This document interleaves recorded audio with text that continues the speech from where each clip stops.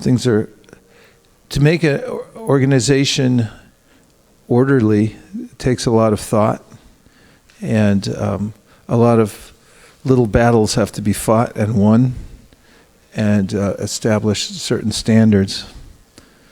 So I definitely feel it when I come back here.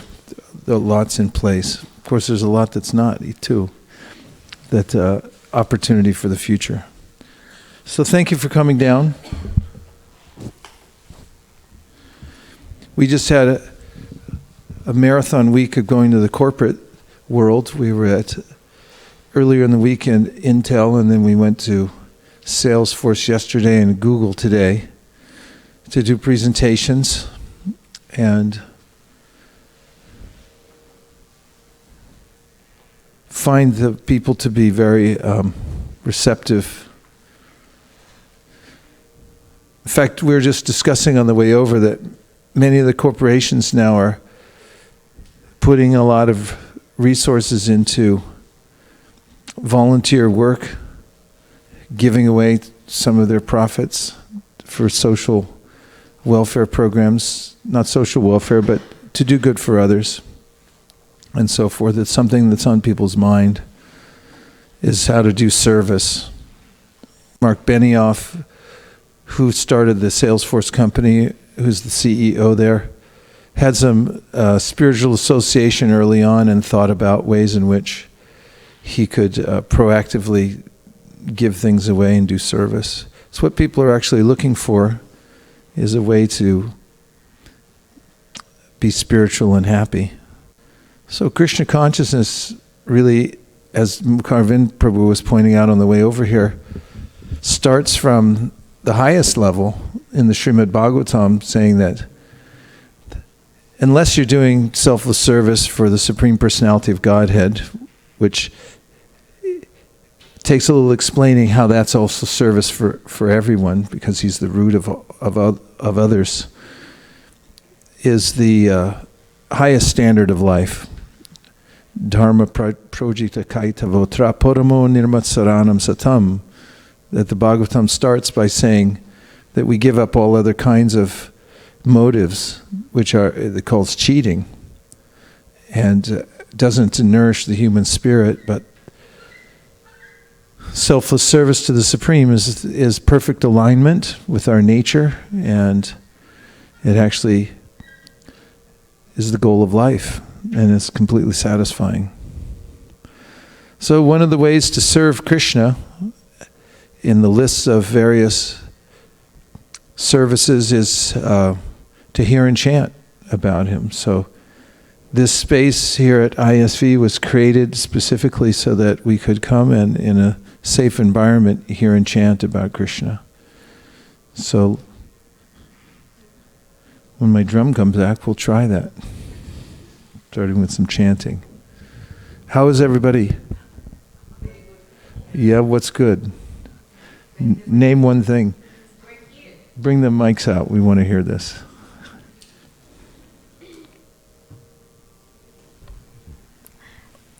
We're here to listen to Bhagavad Gita. Well done. Everyone else okay? There's more to it. You can unpack it.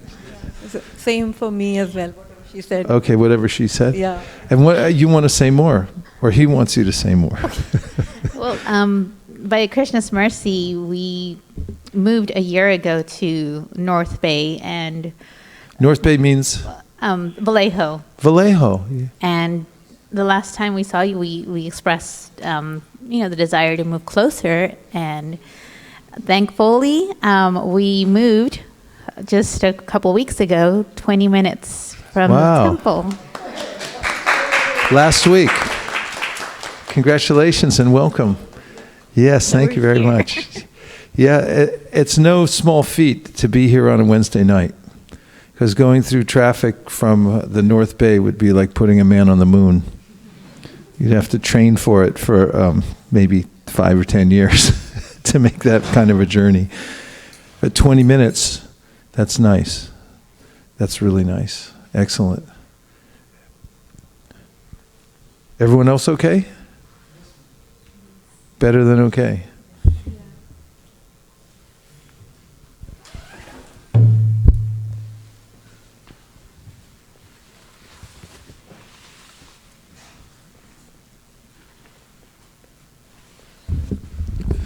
Namo Vishnu Padaya Krishna Preshtaya Bhutale Shri Mate Bhaktivedanta Swami Niti Namine Namaste Saraswate Deve Gauravani Pracharine Nirvishesha Shunyvari Paschatya Deshatarine Jaya Shri Krishna Chaitanya Prabhu Nityananda Shri Advaita Gadadhara Shivasari Gaura Bhakta Vrinda. New tune.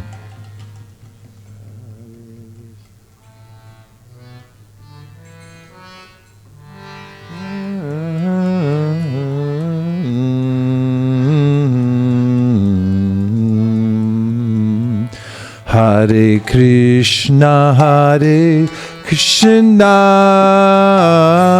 Krishna Krishna, Hare Hare, Hare Rama, Rama Rama, Hare Hare.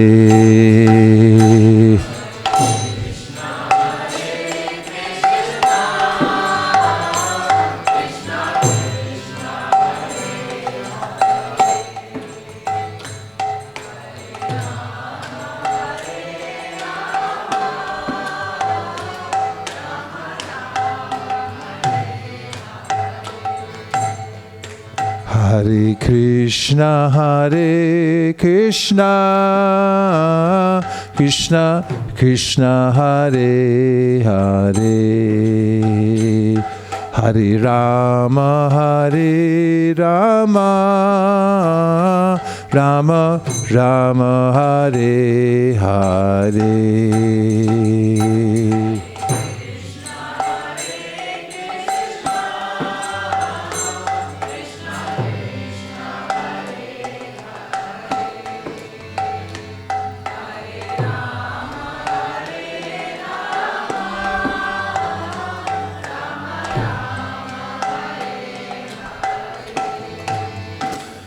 Hare Krishna, Krishna Krishna, Hare Hare, Hare Rama, Rama Rama, Hare Hare.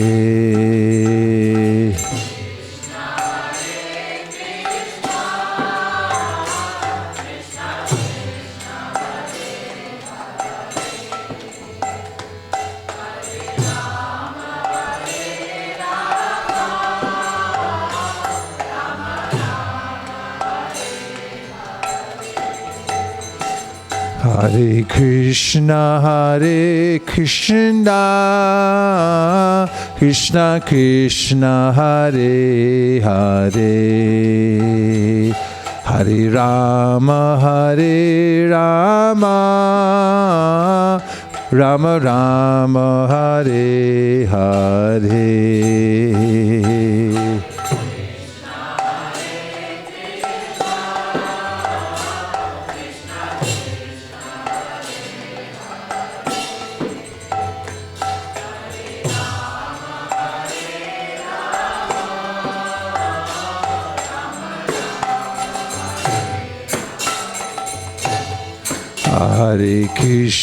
Hare Krishna, Krishna Krishna, Hare Hare, Hare Rama, Rama Rama, Hare Hare.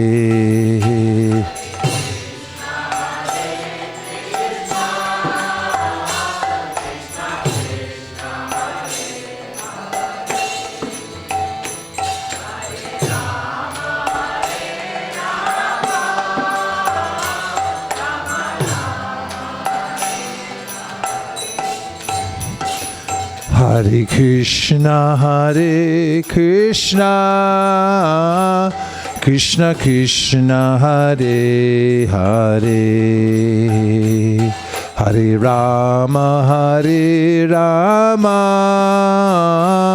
Rama Rama, Hare Hare.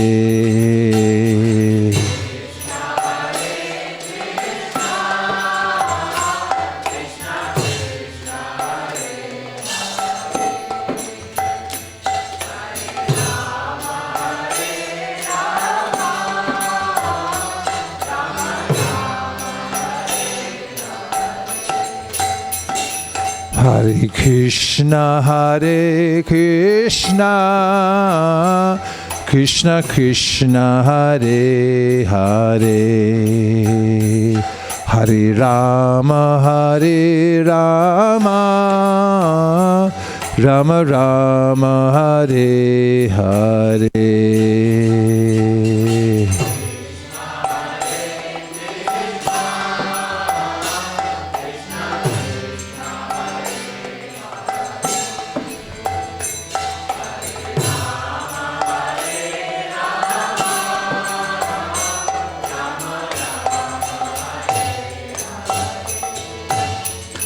Hare Krishna,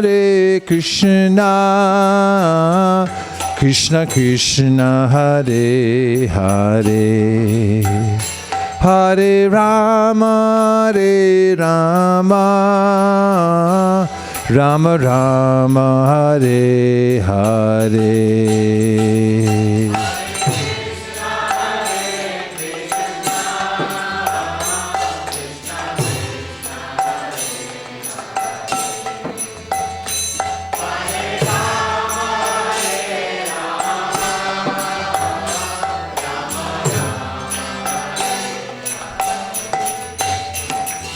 Hare Krishna, Krishna Krishna, Hare Hare, Hare Rama, Rama Rama, Hare Hare.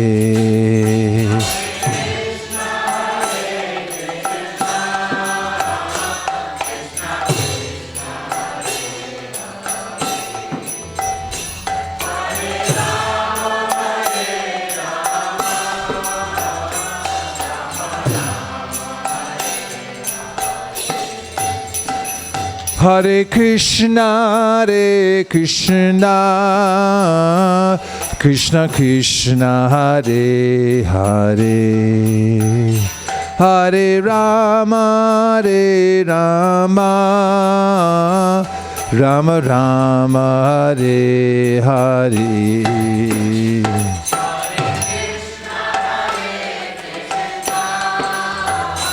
Krishna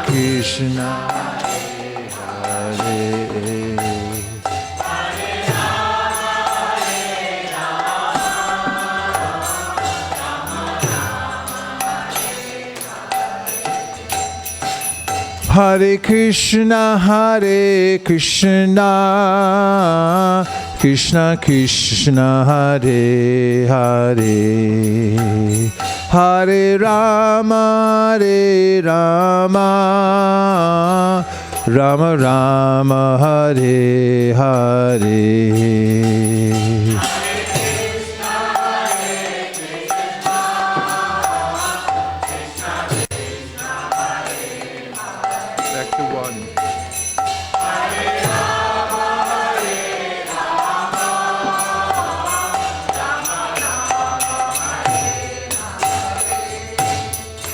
Hare Krishna, Krishna Krishna, Hare Hare,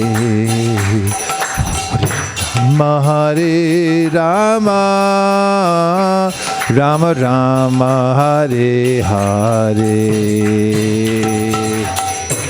Hare Krishna, Krishna Hare Hare, Hare Rama, Rama Hare Hare. Hare Krishna, Krishna Krishna, Hare Hare, Hare Rama, Rama Rama, Hare Hare.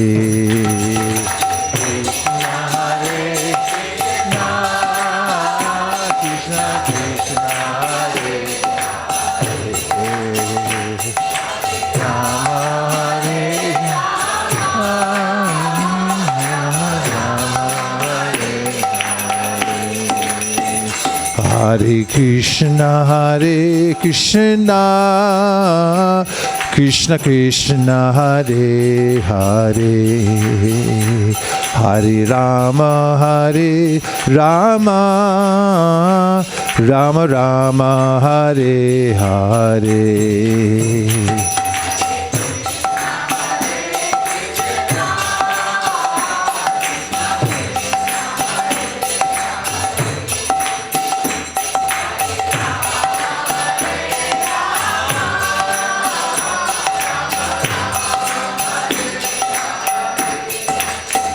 Hare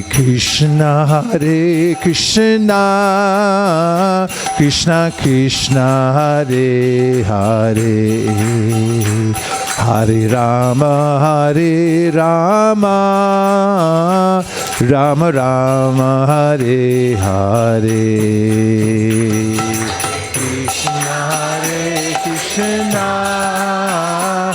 Krishna Krishna, Hare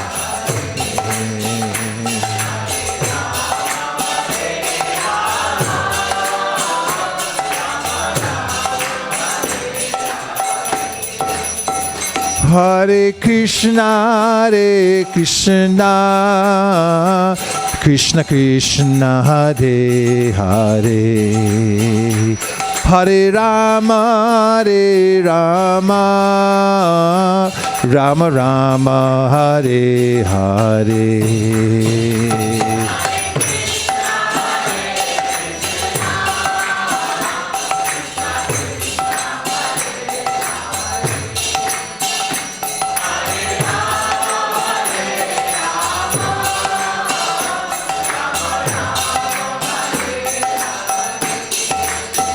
Hare Krishna,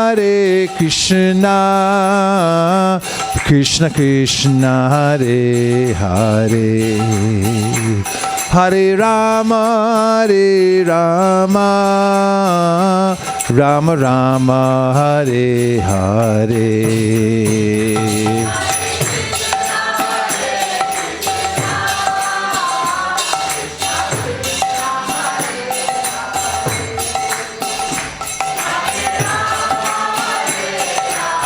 One more time.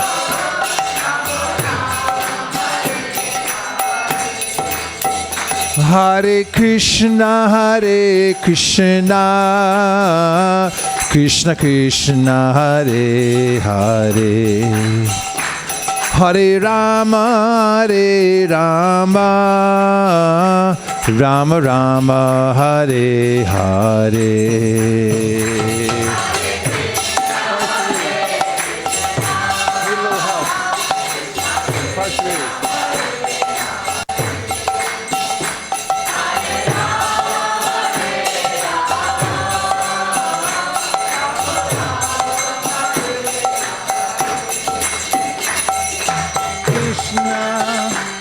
Krishna, Krishna, Krishna, Hare Hare, Hare Rama, Rama, Rama Rama, Hare Hare.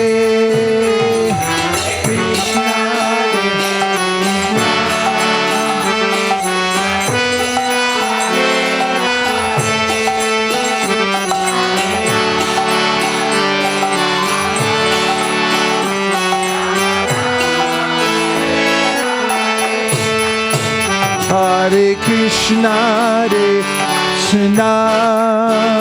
Krishna Krishna, Hare Hare, Hare Rama, Rama Rama Rama Hare Hare.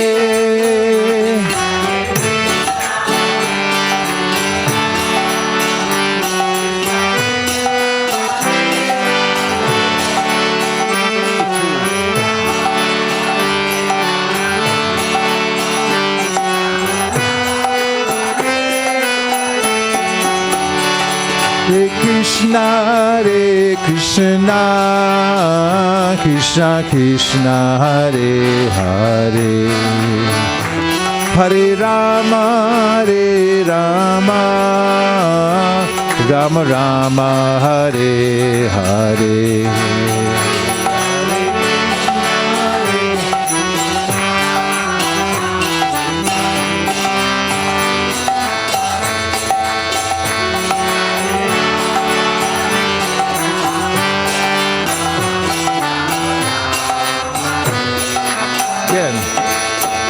Hare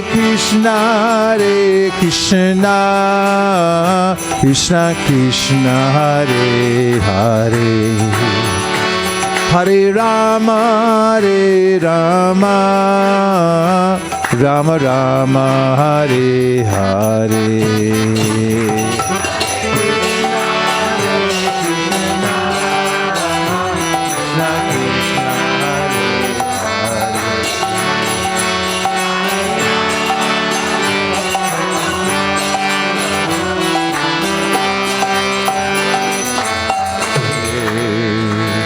Hare Krishna, Krishna Krishna, Hare Hare, Hare Rama,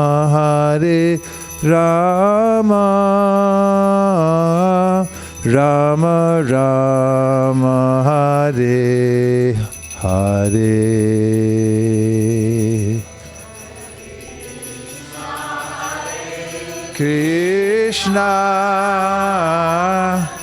Krishna, Krishna, Hare Hare,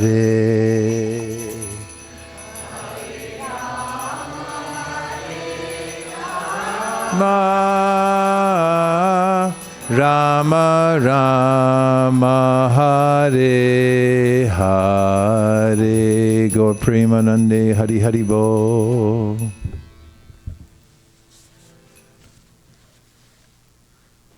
Om Jnanatimidandasya Jnananjana Shalakaya Chakshurunmilitam Yena Tasmai Shri Gurave Namaha. Shri Chaitanya Manobhishtam Stapitam Yena Bhutale Swayam Rupa Kadahamayam Jadati Swapadantikam. Vandeham Sri Guru Sri Yuta Padakamalam Sri Gurun Vaishnavamscha Shri Rupam Sagrajatam Sahaganar Tam Vitam Tam Sajivam Sadvaitam Sadvadhutam Parijana Sahitam Krishna Chaitanya Devam Shri Radha Krishna Padan Sahagana Lalita Shri Vishakhanvitamscha. Hey Krishna Karuna Sindho Dina Bandho Jagatpate Gopesha Gopika Kanta Radha Kanta Namostute Tapta Kanchana Gaurangi Radhe Vrindavaneshwari Vrishabhanu Sute Devi Pranamami Hari Priye. Vancha Kalpatarubhyascha Kripa Sindhubhya Evacha Patitanam Pavanebhyo Vaishnavebhyo Namo Namaha. Jaya Shri Krishna Chaitanya Prabhu Nityananda Shri Advaita Gadadhara Shivasari Gaura Bhaktabinda. Hare Krishna, Krishna Krishna, Hare Hare, Hare Rama, Rama Rama, Hare Hare. So we were just in Mayapur, and the devotees there have a special austerity like they like to perform, which is going on in Mayapur, Navadvip Dham Parikrama. It looks like one of the most austere things you could possibly do. They get a huge truck, and people bring all their possessions that they're going to bring on the parikrama. They put them in buckets, and then they write their name on it, and they throw it in a big pile. And then they throw all the buckets onto the back of the truck. They drive somewhere where they're going to camp for the night, and they throw all the buckets off the truck. And everyone comes and picks up their bucket. They know it's there because it has their name on it.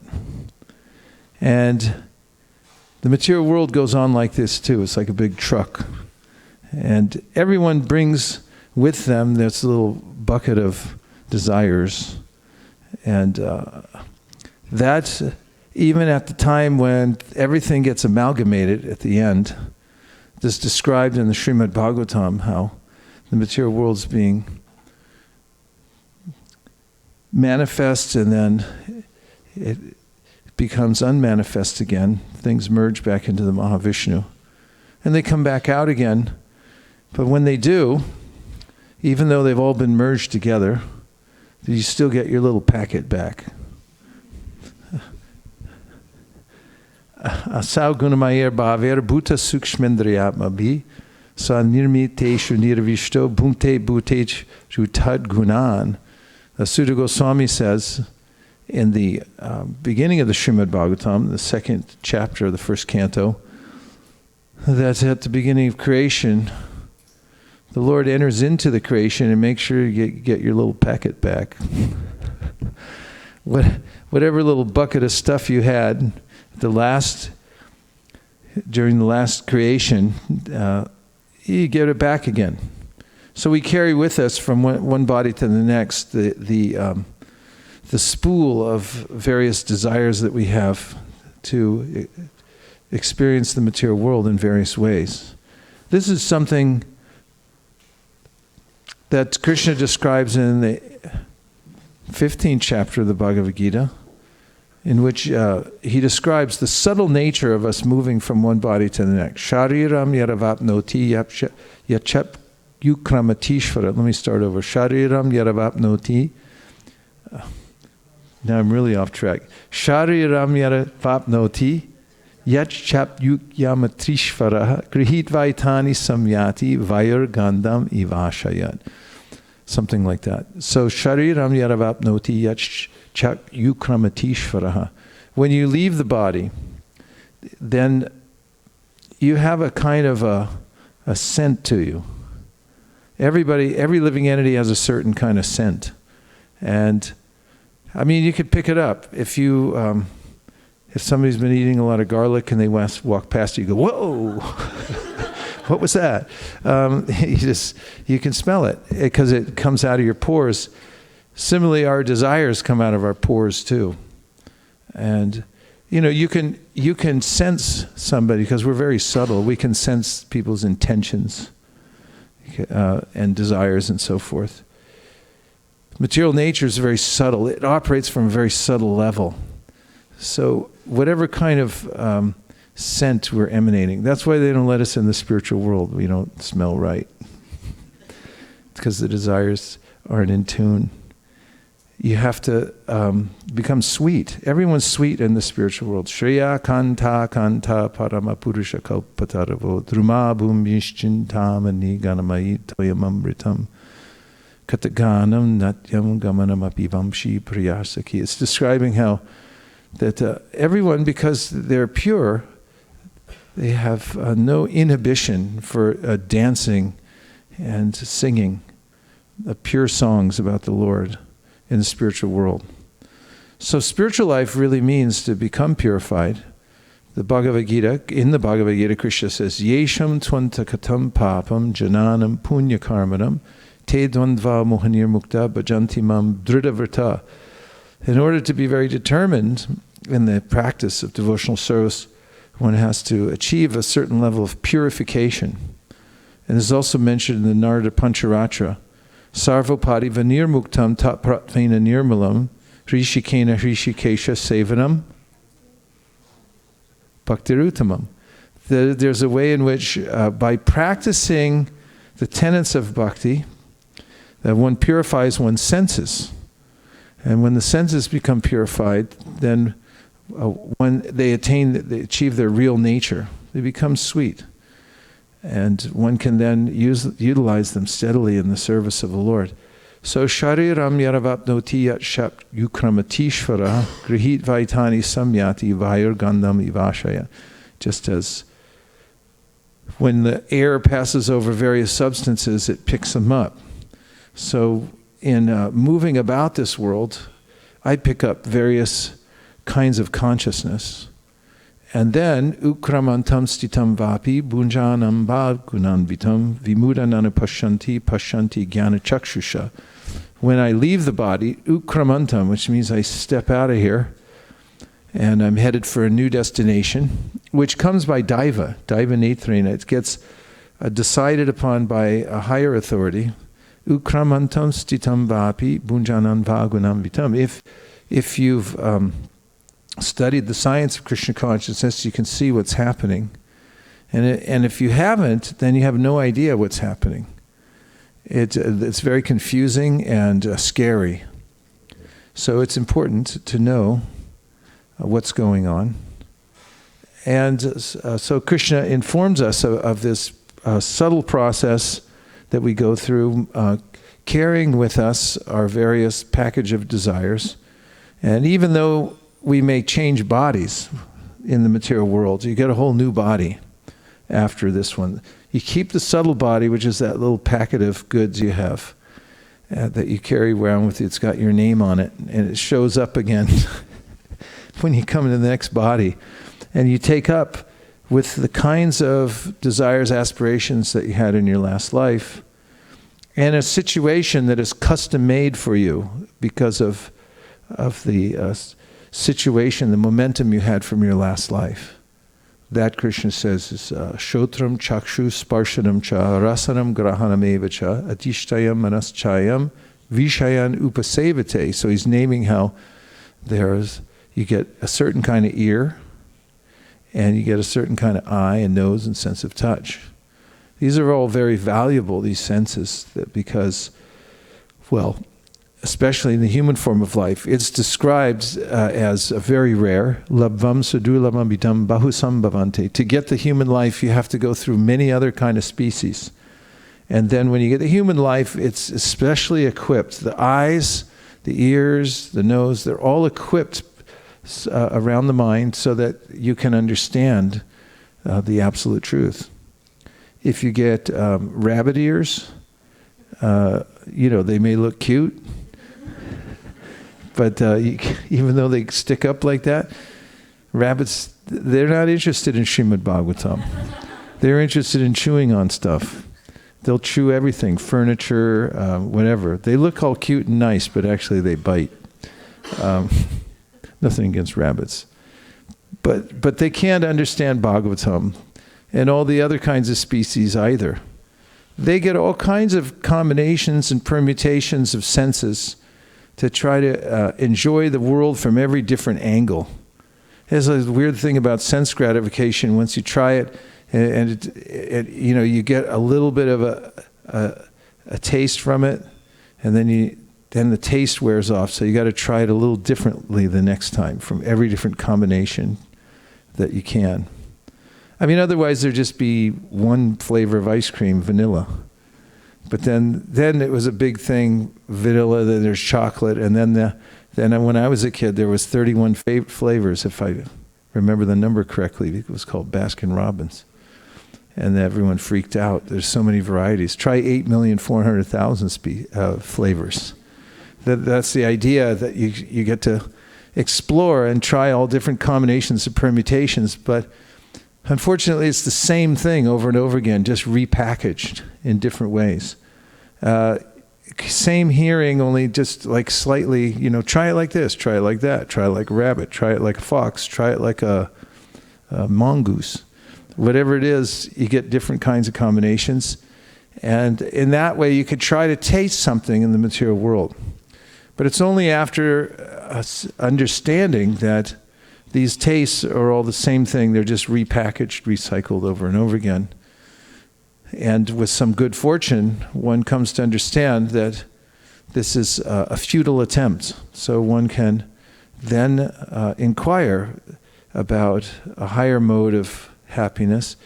Not only that, in the human form of life, we have a sense for inquiring about God, that there is something more. This comes as a natural sense, just as much as a coyote has a natural sense, can hear from a long distance away, or a hound can smell.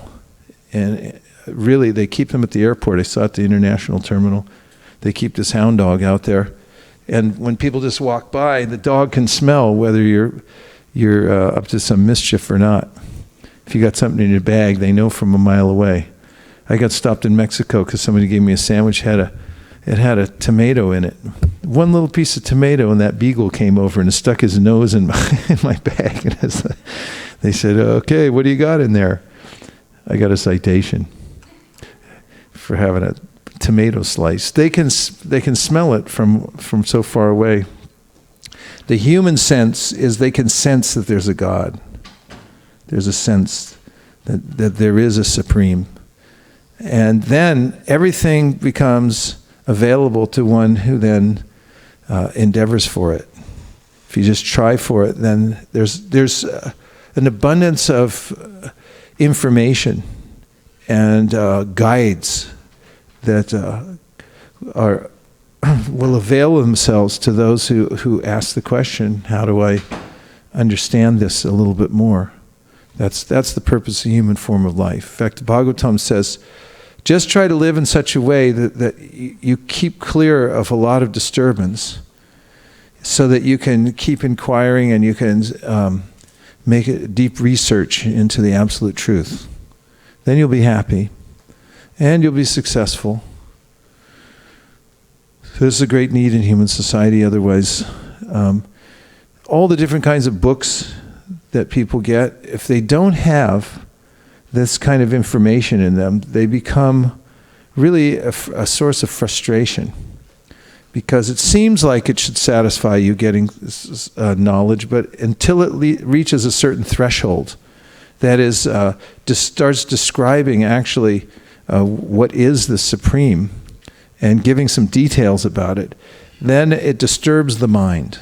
Narada Muni says this to Srila Vyasadeva. He said, unless you actually describe, and you go past this threshold, he said, about the material world, it's just absolutely useless, ultimately, in the scheme of things.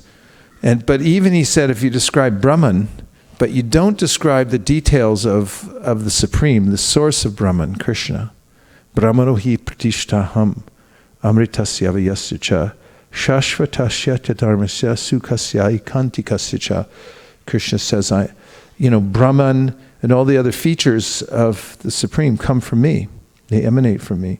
So unless you give a description of who that person is, what his qualities and characteristics are, what he looks like and so forth, then Narada Muni says it'll be unsatisfying, and it's not very beautiful. Naishkarmyam apyachuta bhava varjitam nashobate jnanam alam niranjanam kutakpuna shashvara bhadramishvare nacharpitam karma yarapyakaranam. Narada says this to Vyasadeva.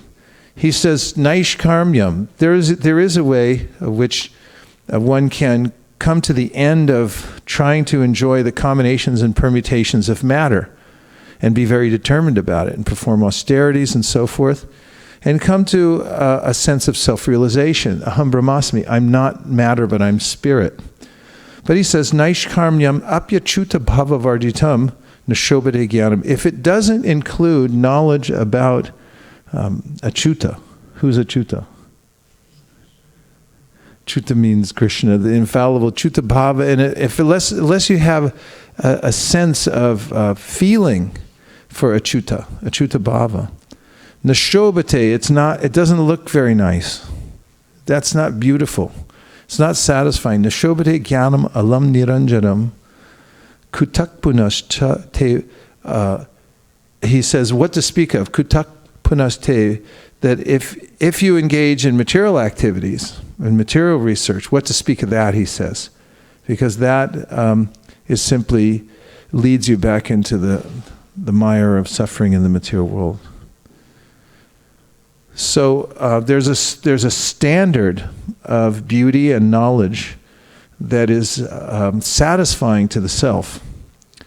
And that's presented in Srimad Bhagavatam. It has to come to the point of understanding the concept of Bhagavan, the Supreme Personality of Godhead. And that there's several aspects Krishna mentions. Now, I think we went from freezing cold to somebody turned up the heat until it's the Sahara Desert. So we got to be a little careful about Sahara territory because then everyone goes to sleep. Krishna says in the Bhagavad Gita, Bhoktaram Jagya Tapasam. So one thing is to understand that Krishna has senses. And his senses are the source of everybody else's senses. So I'm an anga or a part of Krishna. And when Krishna's senses are satisfied, then my senses become satisfied. That's an important point. Because then you can use your energies properly in life. And this is something that Prahlad Maharaj mentions, Naivatmana Prabhurayam Nijalabha Purno Manam Janada Vidusat Karano Vranite. He says that Krishna doesn't need our offerings because he's self-sufficient. Naivatmana Prabhurayam Nija Labha Purno. He's perfect in himself. Nija Labha. He doesn't gain anything from us because he's Purno. He's perfect and complete. As we know, Om Purnamada Purnamidam Purnat Purnamudachite. It describes the Supreme Personality of Godhead, Bhagavan, in the Ishopanishad. Beautiful verse. The personality of God is just perfect and complete. And because he is completely perfect, all emanations from him, such as this phenomenal world, are perfectly equipped as complete wholes. Whatever emanates from the complete whole is complete in itself, even though he's the complete whole. Even though so many complete units emanate from him, he remains the complete balance. And so this prayer by Prahlad Maharaj, in this prayer, he says that you should understand that when you give something to satisfy the senses of Bhagavan, then it's you who get the benefit. That's a great algorithm to understand. If you get the wrong algorithm in life, you just go to hell faster. And if you get the right algorithm, then you can speed up the process of actually enjoying real life. And so this is an algorithm. Understand the fact that when whatever you get, you offer it to Krishna to please his senses. And when you can do that, then you become satisfied. Does that make sense? In the worldly context, it doesn't really make sense, because the more I give away to somebody else, it's survival of the fittest. And I have to take from other people in order for me to be satisfied. My senses are not satisfied when people get more than I do. Correct? This is called Jivo Jivasya Jivanam. This is the corporate motto, that one living being is food for another. So, hastani sahastanam aparani chatushpadam palguni tatra mahatam jivo jivasya jivanam. I believe it's the sages in Naimisaranya say this, that there are different levels of beings, and those are higher beings, they feed off the other lower beings. And in this way, they say jivo jivasya jivanam, one living entity as food for another. And so I struggle here in the material world with this sense of competition against all other living beings. And not only that, I can't satisfy my senses, because no matter how much I take, I don't ultimately feel satisfied. There's a saturation point, and the sense gratification wears off. I can't get the same effect that I did the last time, so I try for more. And when I take more, I get sick. So that's a problem. However, Prahlad Maharaj says, the more you offer Krishna, the more you become decorated. For instance, he gives this analogy that if you decorate your face really nicely in the mirror, just look in the mirror, decorate your face, and then you look in the mirror and go, oh, look, the image in the mirror is decorated too. So he compares us to, as parts and parcels of Krishna, to that reflection in the mirror. So that when you decorate Krishna, then you naturally feel and are decorated. You're satisfied. That's an important concept. Because if I miss that, then I really can't be happy. So Bhoktaram Yagatapasam means like to understand that Krishna is the enjoyer. And that when he enjoys, then I enjoy. So that's why devotees are always feeding Krishna. It's natural. And they're dressing him and they're thinking, what to bring to Krishna. Everything goes to Krishna. Not only that, he can take it. That's what the supreme enjoyer means. And if you go to somebody's house and they cook a big meal and then he's like, just give me half a chapati. I don't want anything else. You're like, dang, this guy's a real, don't invite him over anymore. He can't eat, Why do we cook for this person that can't eat anything? But Krishna, you could keep feeding him. He'll keep eating. Give me more. Give me more. He'll keep taking more and more. And not everybody can accept offerings because they can't digest it. And that's unsatisfying for us to give to somebody who can't take it. An astrologer once told me to give away items of cloth to homeless people on a certain day. I just happened to be there that day anyway, doing Sankirtan, so I took some. They were old clothes, but they were pretty nice, I must say. They weren't worn out or anything. I had a few jackets, and they said, give it to homeless people. So I went around and tried to give it to the homeless, and they didn't want it. I was shocked. They said, get out of here. One guy told me, get out of here. It's like, come on, I'm benevolent, and you're supposed to accept charity from a benevolent person. He was like, I didn't even like you, go away. But Krishna doesn't do that. He accepts. In the Bhagavad Gita, he says that whatever you eat, whatever you offer, give away, give it to me, I'll take it. Yeah, I'll take it, whatever it is. And that's the beginning stage when he says that. He said, Koroshi arashnashi as johasi dadasiyat yat tapasasi kontiyat tat kurusha mararpanam. Whatever you're doing now, just offer it to me. I can take it. I can digest it. And so and then you'll actually feel when you give to Krishna, then it comes back. It nourishes you. You feel happy that he took it. So we really want to give to somebody who can appreciate. And then the other principle is to understand who owns everything. So Bhumi talks about this in the Srimad Bhagavatam. She's earth. She's worshipable deity. In fact, first thing I say every morning, before I step out of bed or off the floor, wherever I may be, is, please, my dear Mother Bhumi, please forgive me for stepping on your surface. And put my left foot down on the floor and then offer my obeisance to my spiritual master. And remember Bhumi, she's supporting us. And when we sit down in a seat, before we offer puja, we offer a little puja to the seat and also to Bhumi for supporting us. And there she is in the Srimad Bhagavatam speaking for herself from her own perspective. And she says that it's really insanity what's going on the planet Earth. And I'm not talking about right now, although I am, obviously. But it's always like this. And Bhumi sees it, for millions of years, because she's always here. And she sees these people coming onto the planet, and they're arguing over property lines. And who gets what property line? She says, what difference does it make? You're only here for 2 minutes. Why are you fighting each other? There's the Hatfields and the McCoys. They're infamous two families who break up and they live next to each other and they just feud their whole lives. And then you got countries that are always fighting against each other. And the political boundaries are always changing. And this is, it comes to the point of people spilling blood over this is my land, that's your land. And so from Bhumi, from her perspective, it's like, you people are insane. You're just passing through, and how do you think anything belongs to you at all? What to speak of the oceans, dividing up the oceans, and saying this belongs to me. And so she's astounded at the stupidity of the human beings. So to not be stupid is a great trick in life. And Krishna teaches this. He says, just if you don't want to be, in the category of the dumbest of the dumb, or as Prabhuji say, rascal number one, then consider that everything, Sarvaloka Maheshwaram, everything belongs to the Ishwar, Krishna. It doesn't belong to me. That really just makes sense.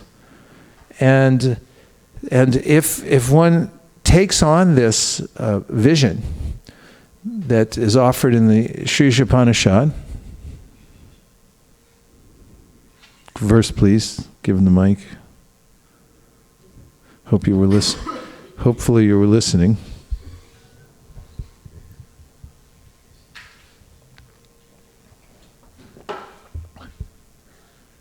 Is the mic there? Starts with an I. It's the first verse. Ishavasya. Go ahead. Ishavasya idam sarvam yatkincha jagatyam jagat tena tyaktena bhunjita magrida kashi siddhanam. And can you give us a general idea of the meaning? I think it goes along the lines of we have to understand that everything's the Supreme Lord's, and we should just accept what is set aside as our quota. That's correct. Yeah, that's called sanity. Ishavasyam idang sarvam. So everything belongs to Isha, or Krishna, Bhagavan. He owns everything. And that solves a lot of problems in life. Ishavasyam idang sarvam yat kincha jagatyam jagat. So everything animate or inanimate within the universe is controlled and owned by the Lord. Tena tyaktena bunjita. That's in one line a prescription of how one can live a healthy, balanced life without being a mad person. And that is tena tyaktena. Move it down to the word for word, please. So you have tena, by him, the Lord, tyaktena, set apart quota. Tyaktena, he put aside for you. Bunjita, you should accept. So you should accept those things which are set aside, obviously, as your quota, and not accept other things because they belong to God. So that's the second principle. And the third principle is to understand that Bhagavan, Krishna, is the supreme friend. Suridam Sarvabhutanam means that he's the friend of every living entity. And he is our ultimate well-wisher. And if we would find out what it is that he suggests that we do, then we'll never be misguided or disappointed by taking his advice and following it. Because he's given it in such a way that we can ultimately be benefited and benefit other people. So that's how to be happy in life. And those are a few thoughts, so we'll take a few reflections. Purpose of reflections will expand and deepen the conversation. Go right ahead. Nam Smaranam. Hare Krishna, Guru Maharaj. Tena taktena bunjita. So, Lord Krishna has set aside something as our quota. How do we judge that, only this much is my quota and, not endeavor for more? Thinking that, more is my quota. Well, you should take what you need. Kamasya nendriya pritir labo jivati yava. Definitely you shouldn't live just to overwhelm the senses or to try to become more and more comfortable. But take as much as you need to live a healthy life. And that's something that requires a little common sense. Like don't eat too much, don't eat too little, and eat the kinds of things that are naturally provided for you, so you can be healthy. And the point is how you can achieve that balance so that you can have full vigor for pursuing your spiritual life. That's the point. So if you get too many things, then you become weighed down by them and distracted. If you get too few things, then it's you may be inconvenienced to the point where you'll be distracted. So the point is to find that point at which you can utilize the things that you have around them and that they're serving the purpose of self-realization. That's one of the tests. You can see what you need. Because some people need more. Like kings, they may need more for their service. King has to live in a more centralized place amongst the people and needs a few more facilities than other people. But we have the example in the Srimad Bhagavatam of kings who were saintly and they just used everything for Krishna's service. So if you find that things are distracting you from your service, then you can winnow out some of those things. Prabhupada gives the example in the purport for that verse in the Sri Upanishad that in a natural way, human beings are meant to digest simple kinds of foods, not meant to eat a lot of meat. At least he makes that argument, that the teeth aren't really cutting teeth like tiger's teeth. So you can kind of look at the natural course of things. A tiger has a quota of fresh meat. He can digest it. His digestive tract is shorter. Things like that are kind of built into nature. You can observe, what's your kind of food and how much you need and so forth. Sociological studies show that people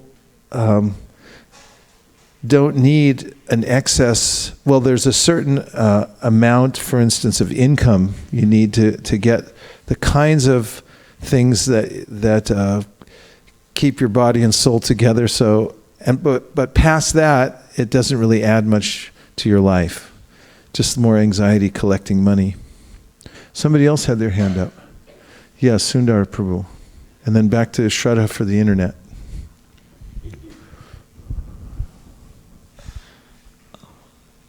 I like the point about how you were talking about satisfying Krishna's senses and that he's a supreme enjoyer, and in one sense he's a real enjoyer because we may not even be able to and you gave a very nice example of how Krishna can take any of the offering from his devotees whereas we are limited in our capacity to even enjoy or try to enjoy.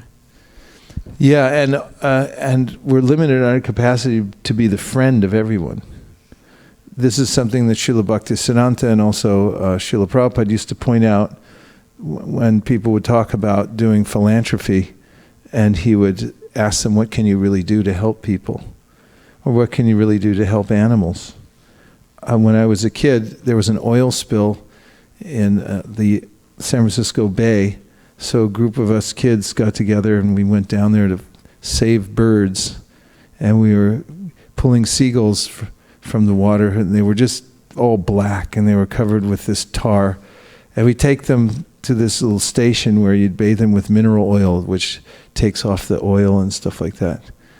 But then I was thinking, it would take 3 hours to save one bird. There's millions of birds dying of natural causes elsewhere. And there's maybe a realization about how much of a friend we can be to others. And not only that, in the course of helping others, oftentimes we do the opposite because we don't know exactly how to help others. So Krishna's the friend. If we promote him and align people with Krishna, then that's helping them in the best possible way. Oh yes, Shraddha.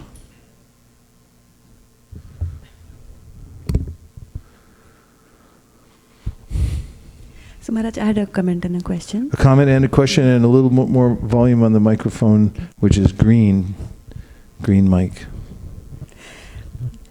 So my comment was, I really liked your point where you said that one has to be sinless to get the determination to do devotional service. And I was thinking that even Krishna says anagha to Arjuna and doesn't give him the knowledge about devotional service. He gives him only because he's sinless. You know, like that, he says that. Nice point. Yeah. And my question was about the quotas. So is the concept of quota only for material things, or is there like you have a quota for doing service? Because sometimes we might even try to hog, and do too much service beyond our capacity. So is there like a concept of a quota there, or? Yes, there is a concept. In the 11th canto of the Srimad Bhagavatam, Krishna says, Sve sve adhikarayanishta saguna parikirtita viparya tu doshasyad etarior eva nishchaya. There's a fixed principle that one should do service according to one's natural capacity, or adhikari, one's qualification. And if you do that according to what you can do now, then that's a good quality. And he says, viparya, the opposite is true. To dosha said, it's a fault if you try to do more than you're qualified for. So that's a kind of sense of quota, and it manifests sometimes in people's enthusiasm to do more service than they're qualified for. For instance, in the time Prabhupada was here, I saw several times when we went to India, people would break off from our yatra. And we had a few hundred devotees that used to come to Mayapur at that time. And sometimes people would then, we'd go to Mayapur and then Vrindavan. Mostly we take the train up there. And Prabhupada would be there both places. And then sometimes, I remember in Vrindavan, sometimes neophytes would then just move to Radhakund. They'd break away from the yatra and they say, I'm going to sit in Radhakund and chant Hare Krishna 24 hours a day. Somebody asked Prabhupada if they could go to Radhakund, and Prabhupada said, and they weren't qualified, and Prabhupada said, no, there's already enough monkeys in Radhakund. We don't need any more monkeys sitting out there. But it happened a lot. People would try to do that. This is there's a verse in the 10th canto of Bhagavatam, which is an important verse, which says that Shadhan vito nashinuyat vikriditam rajavadur biraham cha Vishnu Shadhan vito nashinuyat atavarna yedya bhaktim param bhagavati pratilabhyakamam hridrogam ashva pahinot yacharina dhira. This verse is an important verse about how if one hears the pastimes, the playful pastimes of Krishna with the young gopis of Vrindavan, then one can overcome the dread disease of the heart, lust. But then it says, Shraddhan Vito, you have to be qualified. Your faith has to be at a certain level. Otherwise, Prabhupada made comments, he'd see pictures that people who weren't qualified, they'd put up of intimate pastimes between Radha and Krishna.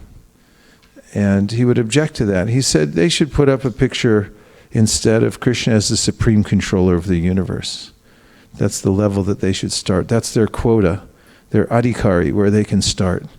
Of course, Prabhupada gave Krishna book, which described all these things, but he couched it in the philosophy so that people could understand. That was his unique contribution, that he was able to do that for so many people. But still, even within that, people had, in Los Angeles, when the Chaitanya Charitamrita come out, realized that there were all these intimate pastimes and esoteric philosophy, and they started groups there to focus only on that.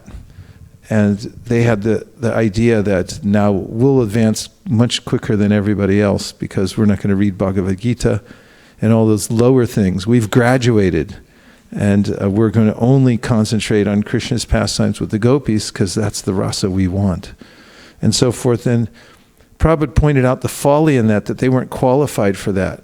One has to qualify oneself and then naturally come to that point, which is pointed out by Rupa Goswami, Tanama Rupa Charitari Sukirtananu. Go ahead, make a mistake. Just keep saying it. Tanama Rupa Charitadi Sukirtananu Smrityo Kramena Rasana Manasi Niyojya Tan Tishnan. Tishnan Vraje Tad Anuragi Jananugami Kalam Nayet Akilam Ityupadesha Saram. Excellent. Well done. That here he's talking about a gradual process, and that begins with sufficiently hearing and chanting. And so that's there. One may also find that, you take on so much service, or service that's not that you become overwhelmed by so much that it becomes you become less inspired and not more. So you have to be careful to balance your service and make sure that you're doing you're not doing so much that you're overwhelmed by it all and you can't handle it. Okay? And was that it? Question, comment? Okay. Yes.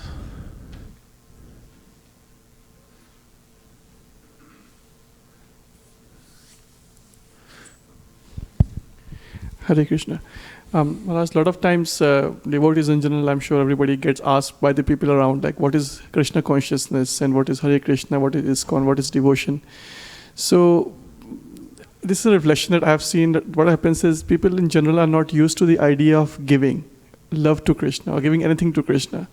When we talk about going to temple, mostly in Indian context, people go to ask something for their immediate need or wants, I would say, and then immediate wants, family, extended society in general, as Prabhupada explains in his purports. But that's all personal or extended requirements. People ask for it. But when it comes to Krishna consciousness, people don't know that this is something we have to give to Krishna, which is, Krishna is the overall Bhoktaram Yajna Tapasam. He's the overall enjoyer, receiver of all the things. At the most people think of giving is, okay, we give some leftover change in the pocket, that's we give in the temple, that's all. But there is even more beyond that, which is the love and affection we can offer to Krishna with all our offerings. Yeah, well, this is something Krishna points out himself in the 12th chapter of the Bhagavad Gita. He names progressive steps to come to the point that you're talking about of offering something with love. That's not, in one sense, it's natural because it's inherent in the living entity to want to love Krishna, or to love Krishna. Or to want to love him. However, that gets perverted into love for matter instead. And then identify myself with my body. I think the body is the self, and therefore I love the body and everything in relationship with the body. So it's not absolutely natural for people. And they don't learn, generally, people don't learn unmotivated love for God. In religious practices, there's a lot of give and take, like, what can you do for me? Oh Lord, won't you buy me a color TV?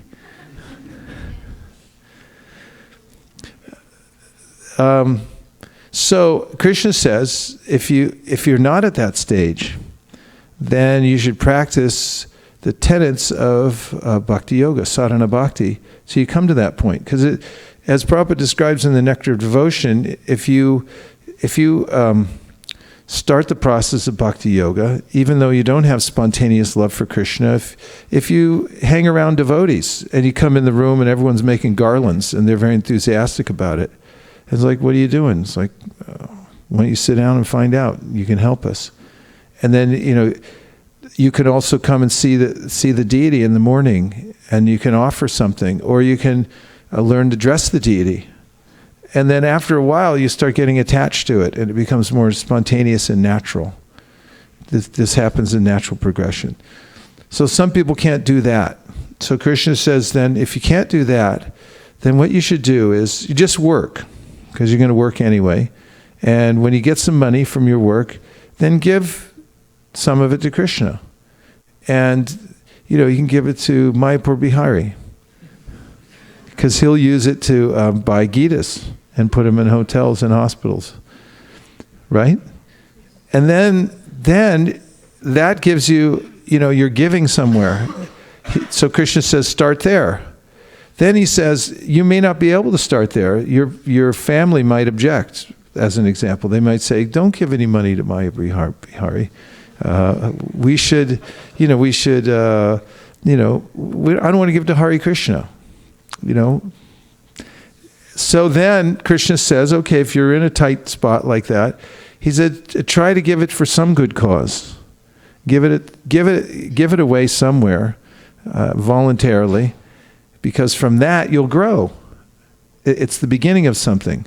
And then he gives another verse, which I've never understood, even after reading every commentary on it. He talks about all different kinds of ways, meditation, surrendering the fruits of results and things like that, as entry level to come to the point of loving Krishna. So it can be a long road for people, coming from not being trained that there is a God that's a person. In fact, most people get this weird information that God's impersonal. Even in India, this is very prevalent. They just think God's impersonal, there is no God. They have a hard time relating to the deity. And people don't learn about deity worship. In the West, they don't learn about it. So deity worship to them, because they come Judeo-Christian backgrounds and Abrahamic religions, they have this idea if there's any form of God, run the other way. Or, they have a visceral reaction to it. They're like, oh my God, that's an idol or something like that. They don't know the science. So how are they going to come and offer something to Krishna? So there have to be lots of entry-level ways that people can then be in the association of devotees and learn, how to begin giving and then gradually come to the point of loving God. I had my own experience. I had read all kinds of spiritual books before I got Prabhupada's Bhagavad Gita. I understood then about Bhagavan and Krishna and everything like that. I understood there was a supreme person. But when I came to the temple, I couldn't even see the deity because I had no training whatsoever. I'd not heard anything about it. I could relate to the flowers, though. So when I'd look at the altar, it's like, wow, the flowers, that's God. And then gradually, after hearing and being in the association of devotees, that I could understand how Krishna was manifest in his deity form. So it's no wonder the material world is a very convoluted place with a lot of ideas. And to get the bhakti idea requires association with pure devotees. And when one gets that, then one can recover rather quickly. Satam prasangam mamavirya samvido bhavanti hritkarnanasayanaka tajjoshana pavarga. Very quickly it can happen in the association of devotees that one recovers from impersonalism or from materialism. There's a lot of isms in the material world that one then comes to this point. It's like, oh, I want to give Krishna something out of love. Like these festivals we have. Isn't it heartwarming? You see all these people, they just drop everything and they come to a festival like Gaur Purnima. I mean, who knows about Gaur Purnima? These are special people that come here. They're not all of you. I mean, all of you come to everything because you're on that level. But, you see people that come, or they come to Rath Yatra once a year. I mean, bless their hearts. They come to see Lord Jagannath on the cart. Who are these people? They're special souls that come and they really get something from it. This is a powerful kind of association to be around people like that who just came to see Lord Jagannath pull his cart for 2 minutes. So you have to be in that kind of association, a rarefied atmosphere for the heart to change and to really want to give something to Krishna. It's just the most auspicious day of one's life when that spontaneous feeling awakens even a little bit that I want to do more service for Krishna. And it's not based on any kind of selfish idea. There were a couple more reflections. Yes, Prabhu. He'll get you a mic. It's just now coming. Please be comfortable. We guarantee a microphone if you stay in your seat in 7 seconds or less, or your money back. So, Prabhu, I was actually listening to some Srila Prabhupada's videos on YouTube. Yes. And At one, in one of them, he basically negates the idea of wasting time in economic development and trying to, remove poverty and things like those. He basically says devote your time to bhakti, which is much better way of serving Krishna. My question is,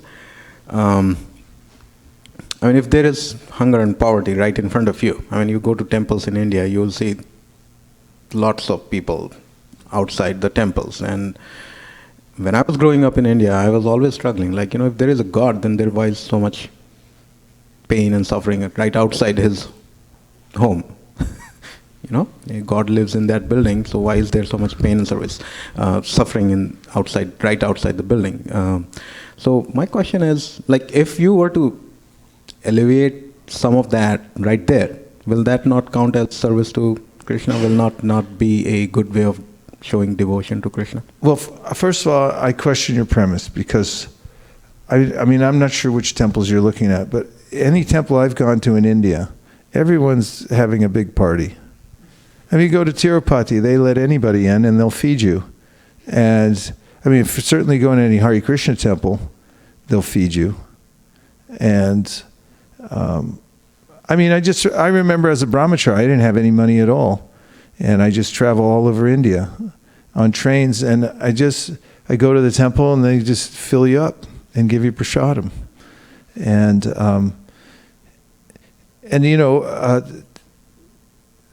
Hare Krishna devotees and Vaishnavas in general, Vaishnav temples all over India, are famous for feeding people, everybody gets to eat.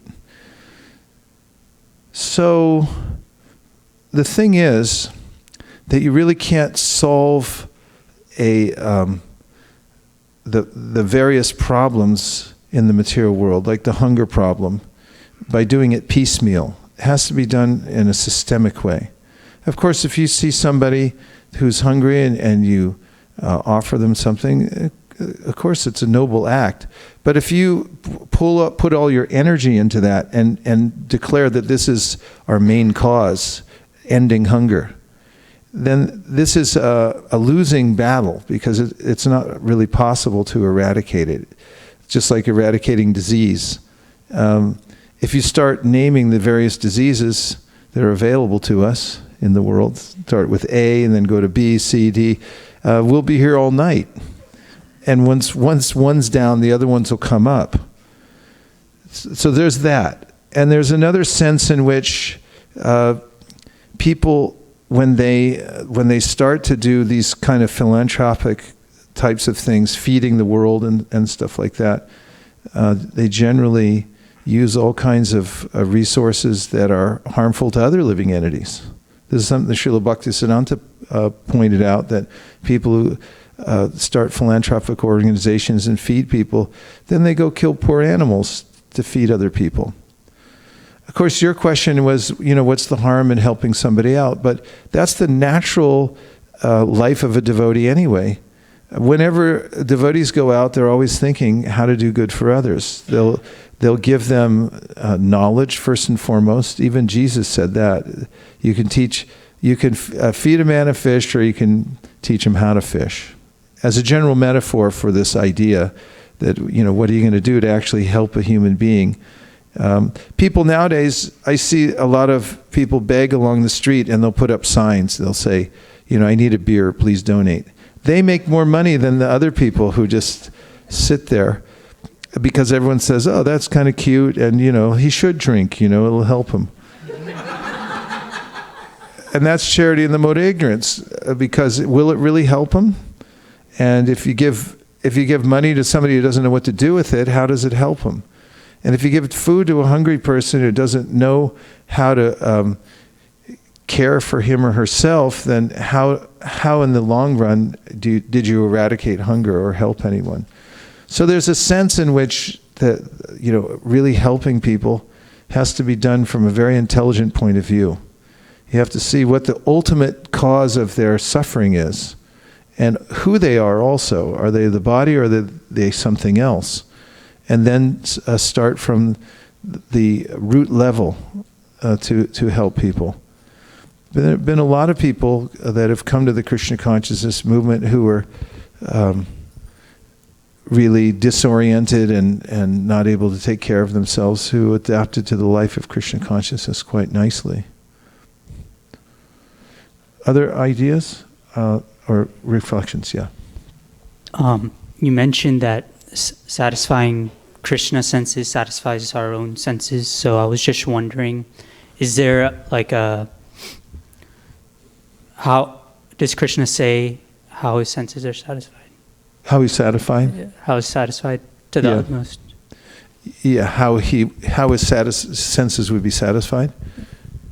Yeah, there's a verse in the Bhagavad Gita where Krishna says, Patram pushpam palam toyam yome bhaktya prayachati taraham bhakti paritam ashnami paritatmanaha. If you offer me with love and devotion a leaf, a flower, fruit, or water, I'll accept it. In other words, he'll accept the offering, and if he does, he feels satisfied by it because it's offered with love. As I said earlier, Prahlad Maharaj points out that Krishna doesn't really need anything from us. But what we can offer him is love. And if we offer our love, then he'll feel satisfied. It's pretty much true with any living entity. Like, let's say you have a roommate. And, do you? Okay. Let's say you had a roommate. And the roommate, you give him an apple. And let's just say you do it really nonchalantly and you kind of just throw it at him as you're walking through. Or, even you're giving the apple, how satisfied would he be? Or you'd walk through and stop and give your full attention and say, you're the nicest roommate I've ever had, and I bought you this apple and I'd like you to have it, and it's coming from my heart. Which is going to be more satisfying? Depends on your roommate. If you're living with a caveman, ooga ooga. Thank you. Yeah, if you live with a caveman, he'd like it more if you throw it at his head. In which case you can do that. So Krishna accepts the offerings we give him according to the intention that we have in our hearts to offer him something. There's a whole science of, the world of bhakti yoga means we have what we call padditis that describe how to offer things to Krishna in a way that he'll appreciate them. For instance, when one gets into the refined science of deity worship, the devotees understand, and not everyone's allowed to go in and directly worship the deity. You have to go through phases of development in Krishna consciousness to come to that point, to be deemed civilized, and not just civilized, but also purified and enlightened, to approach the deity, have a certain amount of knowledge of what you're doing and appreciation for the deity. Otherwise, not everyone can just walk in and do that. And within the instructions of how to worship Krishna in his deity form, there are a lot of suggestions about exactly how to do that. For instance, one should be clean when offering in the temple, and punctual, and reverent in offering things, and offer it in such a way that it's in line with the instructions of how to offer. And that's the beginning stage of developing more spontaneous love. Somebody else had a point? Yes. Oh, sorry, you were about to go? And even with your new notebook, sorry. Okay. We'll come to you next. Yes. Hare Krishna Maharaj. I had a question. I had a question on why do insecurities come? Like, although there are so many scriptural instructions on how we are part and parcel of Krishna, there is still although I know it, I'm not able to understand it. Or how do I eliminate? What I've found is that insecurities arise in my life due to lack of hearing, insufficient hearing. If I'm hearing my japa really well, and I also hear sufficiently from Srimad Bhagavatam as an example, then the kinds of insecurities which arise from really identifying myself with the mind and body, they tend to diminish. And even when they do arise, I have the strength to overcome them. So all kinds of disturbances in the mind can be quelled by being consistent with one's hearing and chanting, and taking a little more if you can, taking more opportunities to hear and chant in the association of devotees should help that situation a little bit. There's more to be said, but that's one definite mode. Yes, Aprameya? First of all, thank you, Maharaj, for the notebook. I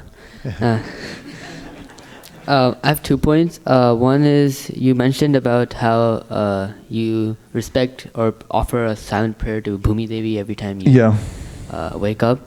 And then you said that how she, in Bhagavatam, says that she was astounded by human stupidity by saying that they control this this part of the land, etc. And then you said that we should understand that who we are in respect to Krishna, and then knowing that is sanity. Okay, and my second point is you were talking about subtle body transmigrations. I have a question about that. Do our habits also transmigrate from body to body? Yes, they do, because we see that people have, this is part of our, what we call our prarabdha karma. People are born with certain tendencies. These tendencies indicate my involvement with the modes of material nature in previous lives. And therefore, I may also have a certain combination of genes and a makeup of, as we discussed, this shotram, chakshu, sparshanam, cha. This is describing sort of in a categorical way the way in which I get a group of senses, but it includes the other prarabdha karma, or fully manifest karma, that I have. For instance, there are certain genes that predispose people to certain kinds of habits. This has been proven in the world of addiction. Certain kinds of people that come from, they have sort of addiction genes, and other types of habits may be there. And that's part of the carryover, according to Krishna in the Bhagavad Gita, from my last life. The whole situation that I get, the whole package that I get. It's your bucket coming back to you off the truck. See, notebooks are good, right? Collect them, trade them with your friends. I noticed that I always carry, at least lately, I've this yellow notebook I had. I got it at the airport in New Jersey, and it's really been my friend. Notebooks are our friends. And I had this, this interesting phenomena. A good idea will come into my mind, and I'll think, I'm too lazy, I'll get it later, or I'll get it in 2 minutes. And in 2 minutes it's gone, and I'm really kicking myself. And it never comes back. And I realized the only way to catch it, you got to have an idea catcher always ready there. Pen's got to be ready to go, glasses, the whole thing. I mean, now I feel it as one of my most important disciplines is whenever I get an idea, it's either that or I have a notebook in here too, because if I can't carry this big one, and I have to catch it. Otherwise it'll get away. Even if it's 2 words or one idea can go a long way. And so catching ideas, I don't know, for me it's become really important. It's good to have a notebook on you. It's an external storage device. Nowadays a lot of people are going back to analog, even in external storage. I remember when the first electronic devices came out, and I tried to use them. They were really clunky at that time. I tried as hard as I could, but I couldn't really get a message written down there as fast as like writing it down. But nowadays, one of the problems is there's so many programs. You get started with one program, and then you'll see a billboard and say, "Nah, forget that. This is the only one." You start another one, and pretty soon all your information's splayed out. But if you just go back to the notebook, which a lot of people are doing, I don't work for the company or anything like that. I'm just telling. It kind of helps to write things down. I was talking to Giriraj Maharaj. It's our tradition every year after that Mahagaur Purnima. We get together on Saturday night and talk about a lot of things. And he was telling me that Prabhupada told him, he said, you should write. Your main business, your first and main business should be to write. What a nice instruction to get, huh? And so we were talking about the importance of writing and how it clarifies your mind when you write things down, especially if you're dealing with a progression of ideas. If you take the time to write them out and then refine it, writing means refining, really, and rewrite. Writing means rewriting. You got to keep rewriting, and when you do you grasp the concepts more completely in your mind, and you're able to represent them in more coherent ways when you write. So it's important to write things down and write your thoughts down. What do you think? I have a few more notebooks here if anybody didn't get one afterwards. Okay, we have Srivas Pandit and then coming back up to Shraddha. We get a microphone to you. What's that? Your notebook. He's wearing blue, so let me get a blue one here. And how about this? This is not an exact match, but it's as close as I have. Now we'll all want to see the ideas that go in that notebook, right? Hare Krishna. Okay, and now... one more notebook. Sorry. Yes.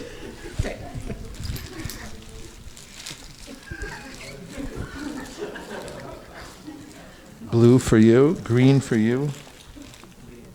Green? Yes, for me also. I'm trying for it. I think I have it, but I have to unpack it.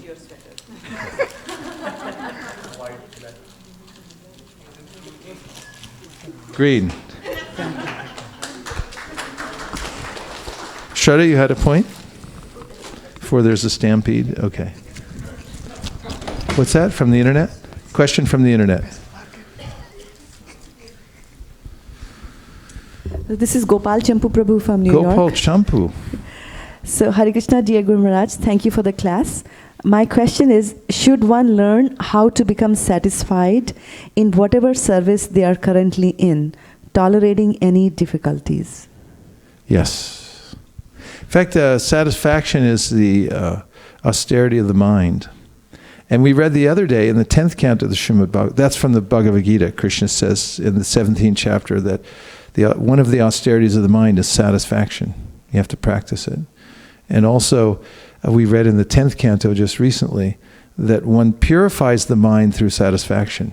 The mind is purified through satisfaction. Satisfying one's service, yeah, it's important. 18th chapter of the Gita, Krishna says if you give up your service because it's troublesome, then it's renunciation in the mode of passion, and you don't get the fruit of anything. You abandon it. So it's good to feel satisfied. Of course, if you adjust your service at a particular time with good guidance, especially from your mentors and authorities, that can be done also. Prabhupada adjusted people's service all the time according to their levels according to the different stages of life they're in, and also what he needed at a particular time. So that is altogether possible as well. Yes. Radhakripa Prabhu. Maharaj, I have a question. In some sampradaya, I heard that they follow the bhava. They think that Krishna is a small baby and they feed them, they worship them in a bhava form. They think if they can fake it, they will make it. Uh-huh. Is the right understanding that by faking you can still make it, you can enter into bhava stage, because they follow it pretty rigorously in that mood though? It's not the kind of advice that Krishna gives, as I mentioned earlier.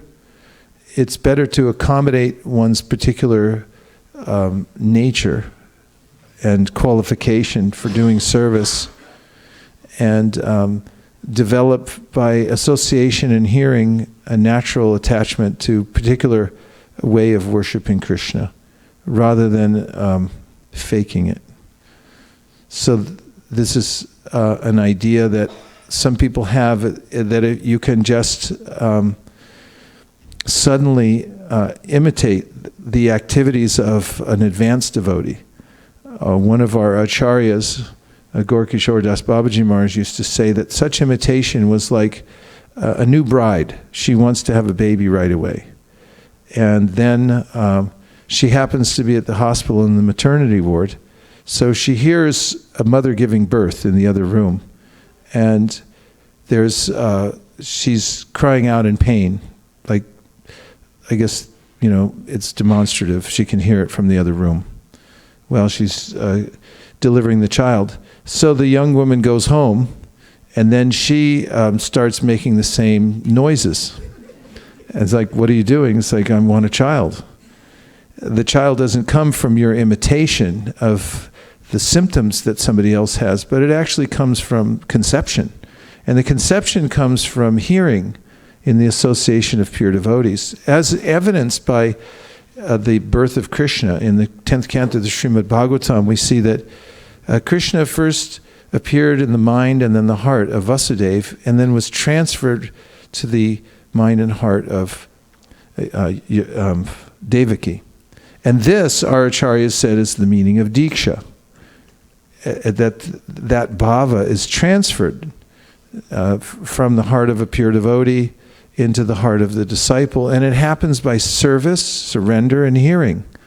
And it's not a matter of picking up a Krishna doll and carrying around all day, and then making an imitation of that. There, of course, we don't like to judge anybody. We're just saying what Krishna says in the Shastra, but the fact is that, this imitation is something that, if somebody may be very advanced and show some inclination towards worshiping Krishna in a certain way, so we're careful about judging people, who they are, what level they're at. But just as a general principle you're asking about, that's what the Shastra says. Yes.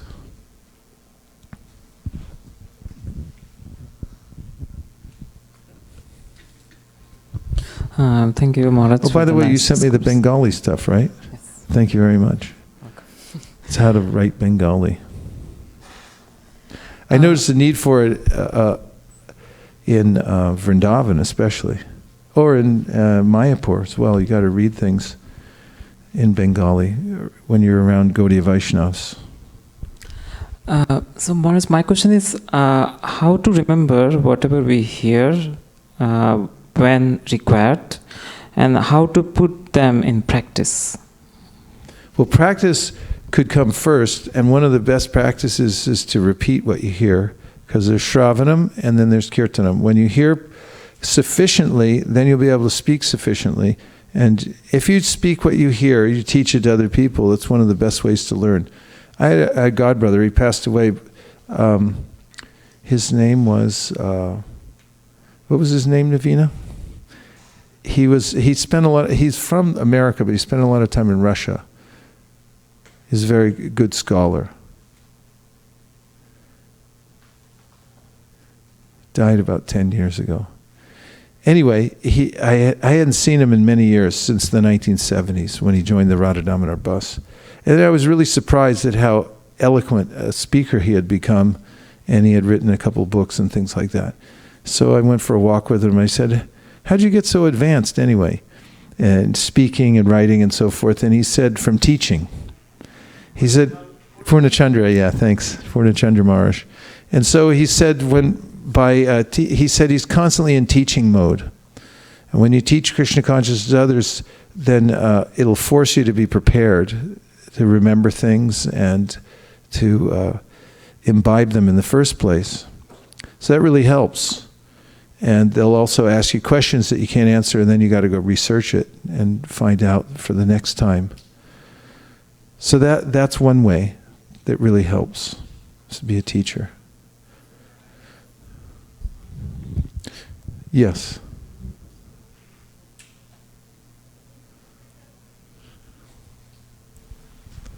Hare Krishna. Thank you, Guru Maharaj, for nice class. I just have one small reflection. That I like the point that you said that Krishna can accept everything what we offer him. As much we can offer, as much he can accept.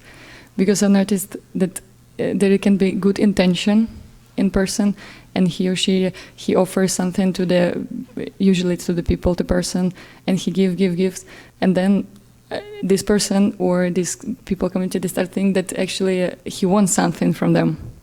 But even if it's good intention, just from out of good heart. But if you offer to Krishna first,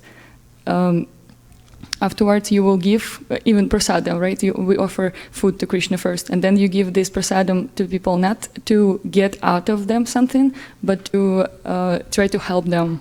Like you have this idea that it will purify them, and you give not out of your desire to get something. Yes, it's a good point. And that is the basic principle that the devotees follow, that whatever they use, they first offer to Krishna. Bhaktivinoda Thakur talks about how everything that he has in his life, he takes as the remnants from Krishna, including all his clothes, his silverware, everything. Whatever it is, it's first Krishna's, and then he uses it as a remnant. And when you give it to other people, they get benefit from that. Yeah. Now we're going to chant a little bit more before the hour of 8 comes up.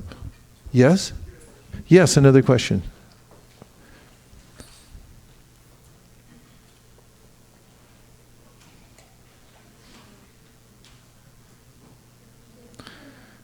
We need an IT person. There you go. Prabhuji, actually this is off-track question which I always had in my mind from very long time. Just wanted to reveal that question. Like Bhaktivinoda Thakur, when he said, we opened the marketplace of holy name, Namahatta, and you have to pay faith to take the name. And it's like, it's like a business. And also your book is like our family business. So because I'm coming from a business class of people, and especially in our class, we don't take devotion or devotional activities as business. And it is like, we don't trade anything. Like, it is very personal. And business is something which external people, which we get. So when I have always this question, like, why Bhaktivinoda Thakur has said this personal relationship of Krishna and holy name as business, and also distributing books is like, it's very personal for me. And why you have named the book our family business? I mean, I don't understand. Maybe my understanding is I have different view of term business. Can you please elaborate? Like, how can I understand that it is something else, not like business? Sure. Well, you have to. When you see the description of, or read the description of Chaitanya Mahaprabhu in the Chaitanya Charitamrita, you'll find that Kaviraj Goswami describes him like this, as the greatest spiritual capitalist. So he gives this model because actually marketing is a special kind of science. It requires quantitative and qualitative reasoning skills. Quantitatively, you have to measure market share, and you have to see where the break-even point is on your product. And qualitatively, you have to see what it is that attracts people to take it. You think very deeply about how to brand it and so forth. So Chaitanya Mahaprabhu and Lord Nityananda are opening a marketplace. They opened the marketplace first because their idea was that everyone has to get this. The modern day marketing is sort of an imitation of this. It's substandard because nobody really has the product that Chaitanya Mahaprabhu has. They advertise that everything, like Coca-Cola, what a scam. I mean, no offense to red-blooded Americans everywhere, but it really is, it's a real fake out. They have the logo that says Coca-Cola and it's got some drops coming off it, like, it's supposed to be satisfying. And also the image of Coca-Cola is very, it's meant to be indicative of the American spirit or something like that. When you see a Coca-Cola, you think, oh, that's an American thing. That's why people drink it. It tastes terrible. And it's not even good for you. But they market it as Coke is the real thing. You probably already missed that one because that was back in the 60s or 70s. And then there was Coke is it. And there are songs people sing about Coke. Really, they'll have songs where all these people, they'll spend millions of dollars to get somebody to sing a Coca-Cola. They do some kirtan to, advertise it. That's the fake business. The real business is to distribute the holy name. Now, why do we call it a business? Because that's the way that the material world works, and that's what people understand. If you give away for free, as an example, people don't value it. They just think, oh, like, what is this useless thing? But if you present it as, like Prabhupada used to say, if you get the best mangoes in the world and you go door to door, and you say free mangoes, people say, get out of here, kid. Mango means man go, no go. But if you go around and then you say these mangoes, they're $10 each, and people, oh, $10 mangoes. So this is the qualitative reasoning skill of Lord Nityananda and Lord Chaitanya. Lord Chaitanya Mahaprabhu was always thinking how to make sure that all the people of the world get this. That's why he was a grahasta, and he had long, beautiful hair, and he wore these flowing, garments and everything like that, and everybody loved him. I mean, he was the most attractive person in Navadvip. And then he saw a certain class of people, they weren't appreciating him, so he went different branding. He went off and cut off all his hair and took the sannyasi thing, because that was a new brand that he would present to the world, because he knew that was, at that time in history, people would come and take it from him. And so he was always calculating how to make this available. Vyasadeva also, the Vedas are there, and then he came out with the Mahabharata and the Itihasas, so that people would be attracted to reading the knowledge and thinking like it's a story form. So what is the logic behind that? It's what Prabhupada used to say, when you have some medicine to give a child, the child won't take it. So then what do? You say, I'm going to give you a candy if you take this. Or, it's like, here comes the airplane. You have to find some way to attract them. So people understand marketing. And not only that, when somebody gives something in return for that, in a tit for tat, like a normal business, then it qualifies them to be able to appreciate it. Otherwise, they think it's not valuable at all. So there's a lot that enters into the idea of the marketing. But you can consider that all the other kinds of things that are being sold in the world, that's really the false marketing. The real marketing is when you can get something that will free you from birth, death, old age, and disease. And that's our claim. Coca-Cola doesn't claim that. Although they try to hint at it. There's a verisimilitude they try to present that, if you take this, you'll run on the beach, you'll have a beautiful body and stuff like that. They don't tell you all your teeth will fall out. They will. They don't tell you if you have coins that have become tarnished, you put them in Coca-Cola, it'll clean them. You can use it to clean metal. So the false advertising and marketing going on in the material world, we're purifying it by making the real business, which is to market the holy name. The price of one's faith is not very much. Well, of course, in one sense, it's the most valuable thing. But that's all that Lord Nityananda is asking. Just have a little appreciation that there might be something in this. And just as Prabhupada markets the Bhagavad Gita, in the very beginning he says, so you're about to read this book. Now, this is written by the Supreme Personality of Godhead. If you don't believe that, then just while you're reading this book, believe it. So he gives them a way that they can have faith, while they're reading it so they can appreciate it.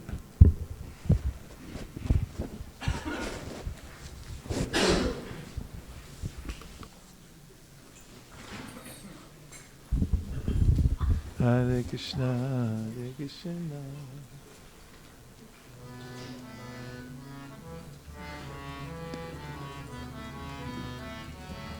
Hare Krishna, Hare Krishna,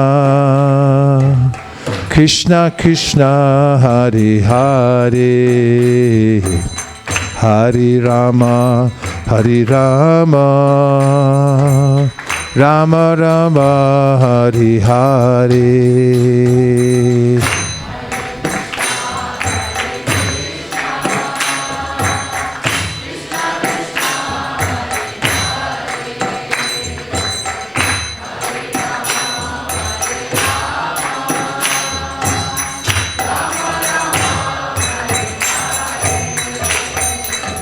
Hare Krishna, Hare Krishna, Krishna Krishna, Hare Hare, Hare Rama, Hare Rama,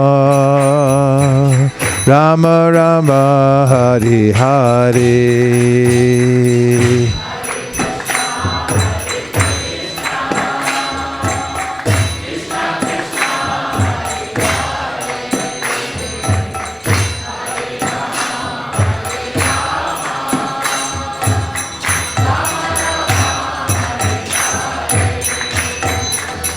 Hare Krishna, Hare Krishna,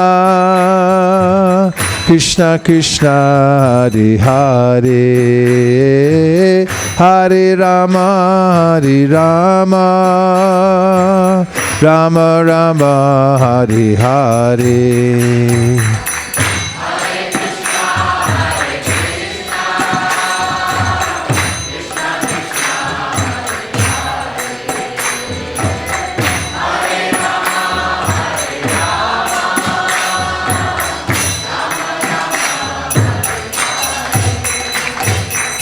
Hare Krishna, Hare Krishna, Krishna Krishna, Hare Hare, Hare Rama, Hare Rama, Rama Rama, Hare Hare.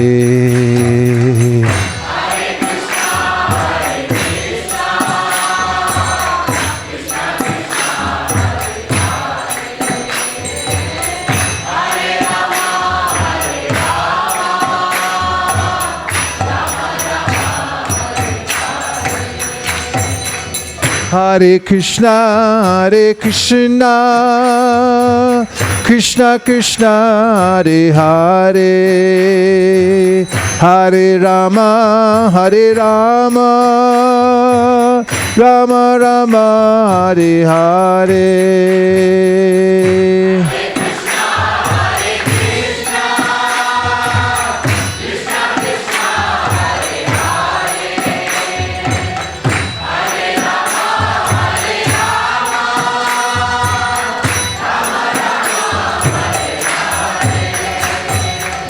Hare Krishna, Hare Krishna, Krishna Krishna, Hare Hare,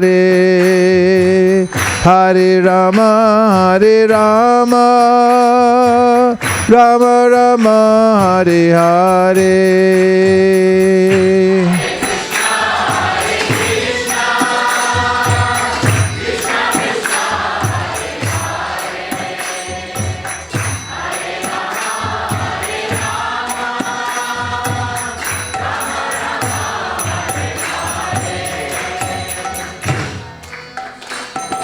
Krishna, Krishna Krishna, Hare Hare, Hare Rama, Hare Rama, Rama Rama, Hare Hare.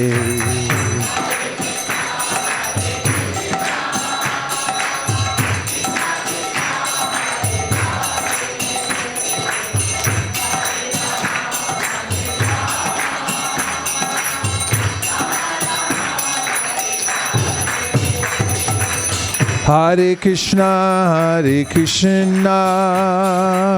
Krishna Krishna, Hare Hare, Hare Rama,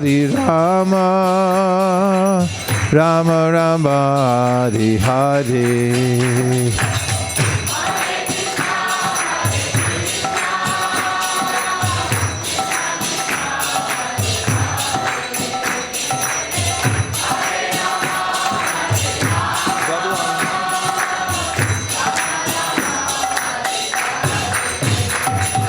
Hare Krishna, Krishna Krishna, Hare Hare, Hare Rama, Rama Rama, Hare Hare.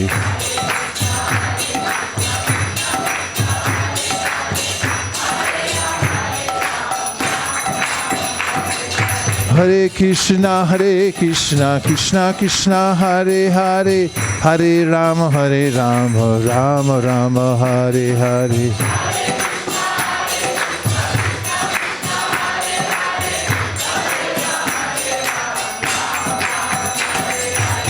Hare Krishna, Krishna Krishna, Hare Hare, Hare Rama, Rama Rama, Hare Hare.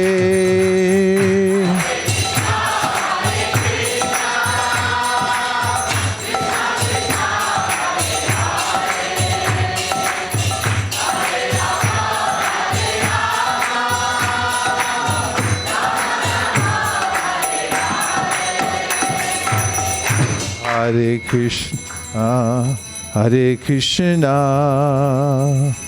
everyone. Krishna Krishna, Hare Hare, Hare Rama,